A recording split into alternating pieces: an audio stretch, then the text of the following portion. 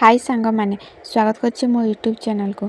चलंतु आज palazzo pant रो cutting एवं stitching करवा।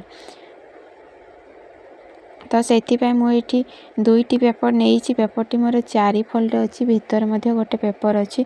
तो पेपर प्रथम लंब नेबा। तो लंब मुझे अच्छी पेपर से रखीदे 21.5 रे एवं वेस्ट जी थी ताहाकू 4 भाग करी 2 इंच लूज देवा एवं एटी हिप मार्क करिबा पई। तो ये मु 9 इंच रे नहीं। तो यहीपरी सीधा गार टाणी ऊपर जी से मु मार्क टे करके एमती गोटे सीधा गार टाणी दउछि।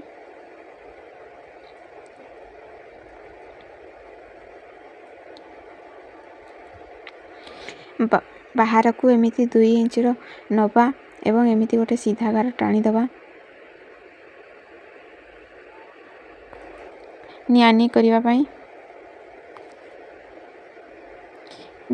पई एठी मु 2 इंच रो नेइछि।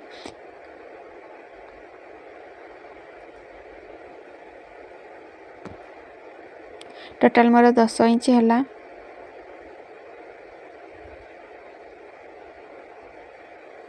तले मध्य सेही सेम मु रखी देइछि। आपण चाहिले कम करि परिबे एवं बेसी भी करि परिबे।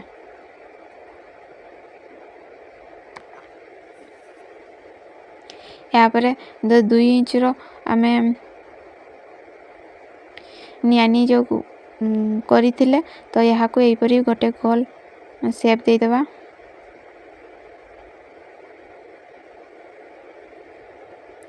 वर्तमान मोर मार्किंग सरी जाइछि एवं ये जो मार्क करा होइछि सेही मार्क अनुसार एबे या को काटी के बाहर कर देबा।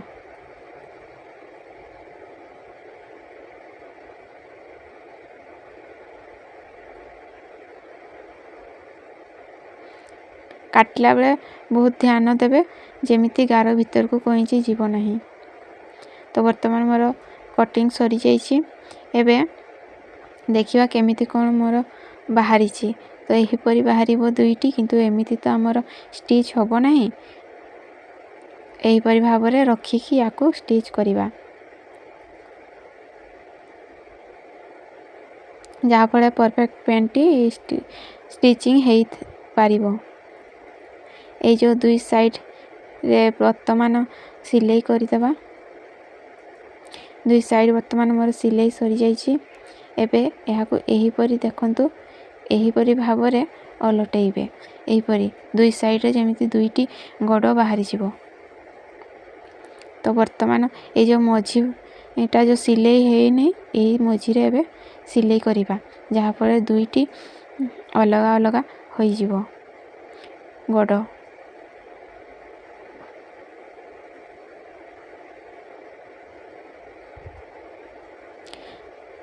दुई साइड वर्तमान सिलाई सरी गला। एबे एही मोहुरी दुई भाग को एबे सिलाई करिबा। वर्तमान एपट को मु सिलाई करूछि। दुई साइड रे मध्य एही परी भाबरे सिलाई करि देबा।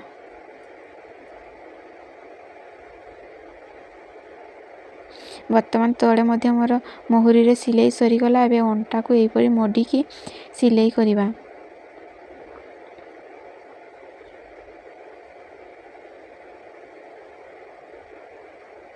वर्तमान अंटारे मध्य मोर सिलाई सरी गला। एबे यहाँ को सीधा करिबा। वर्तमान पैंट रेडी हो गला।